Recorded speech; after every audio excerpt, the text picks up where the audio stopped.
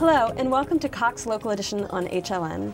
My name's Jessica Carver, and I'm with Cox Communications. Today we have a very special guest with us from the Fairfax County Public Schools, Dr. Dale, the Superintendent of Schools. How are you doing today? Doing great. Thanks for having me. Thank you so much for joining us. So, let's talk about the school is enacting full-day kindergarten, I believe. Yeah. Can we talk a little bit about that? Yeah, last year when we went through the budget process, or budget cycle, we were able to allocate enough additional money to put full-day kindergarten in every one of our elementary schools, which was something long overdue. The school board and I had been planning to do this, probably 7, 8 years ago, but then the economic downturn came, and so we weren't able to complete that cycle. So the great news is throughout Fairfax County now has full-day kindergarten. That's excellent. Yeah.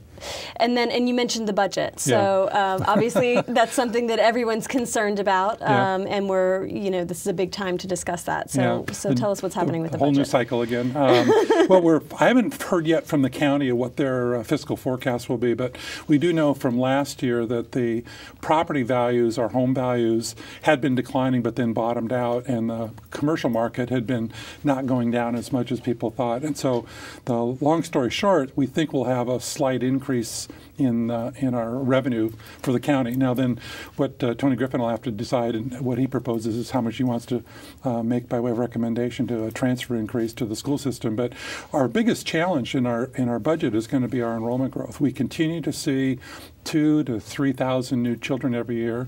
The birth rates are up in Fairfax County. Our largest class is our kindergarten class with full day K coming in. People came out of the private sector in their daycare situation, which we knew would happen. But then we have like 13,000 kindergarten students, which is the largest class of anything, and we don't see that abating. So our biggest challenge in the budget is going to be dealing with more kids, more kids, more kids. Not to mention trying to do some salary increases for our employees. So those would be the biggest challenges that we'll face this next cycle. Of course, sounds like they're always challenges. Well, yeah. I guess what else is new, right? Right. So we also have some big changes coming up for the leadership of the school system. Yeah. You've recently announced your retirement, and I think some school board changes. Yeah. So tell us how that's going. Well, the retirement I announced a while ago, just to I think it was fair for people who are going through the election cycle with the new school board, or at least half of them are not running, so half of them will be changing at least. So anyway, I decided to announce my retirement. So it's basically about 18 months or 20 months from now. So I'll have 42 years in education at that point in time. I will have been a superintendent here in Fairfax for 9 years, plus 8 prior to that in Frederick County in Maryland. So that's 17 years at the helm is a long time. So I'm ready to move on to some bigger and better things. I've got parents on the West Coast that are getting a little older, and family and grandchildren, so it'll be able to scale back a little bit and spend time with them.